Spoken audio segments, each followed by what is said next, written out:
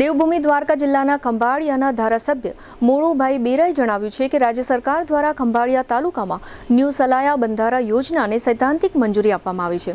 આ યોજના પાછળ ₹67 કરોડનો ખર્ચ થશે અને 155 હેક્ટર જમીન પર ડેમ બનાવવામાં આવશે।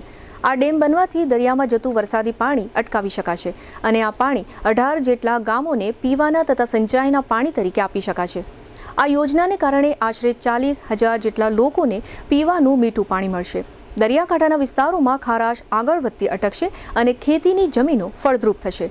આ સમગ્ર યોજના અંગે ધારાસભ્ય મોળુભાઈ બેરાએ આપેલી વિગતો પ્રસ્તુત છે। ન્યૂ સલાયા બંધારા યોજના જે ઘી નદી અને તાપી નદી છે, ખૂબ મોટા જથ્થામાં દરિયાનું પાણી, વરસાદનું પાણી દરિયામાં જે જતું હતું એ પાણી હવે ન્યૂ સલાયા બંધારા યોજના સૈદ્ધાંતિક મંજૂરી 67 કરોડ રૂપિયાની રાજ્ય સરકારે આપી છે। એના માટે 31/12/2022ના દિવસે 12 ગ્રામ પંચાયતના સરપંચો અને આગેવાનોએ મને લેખિતમાં રજૂઆત કરી હતી। લગભગ 155 હેક્ટર જમીનમાં સિંચાઈ યોજના જે બંધારા યોજના છે એ જગ્યાએ થવાની છે। એમાં કોઈ વન વિભાગ ખાનગી માલિકીની જમીન આવતી નથી। આ આખો પ્રોજેક્ટ છે એ ખૂબ ઝડપથી શરૂ થાય તેની સ્થિતિ છે। આનાથી લગભગ 2300 હેક્ટર જમીનને સિંચાઈનો લાભ મળશે।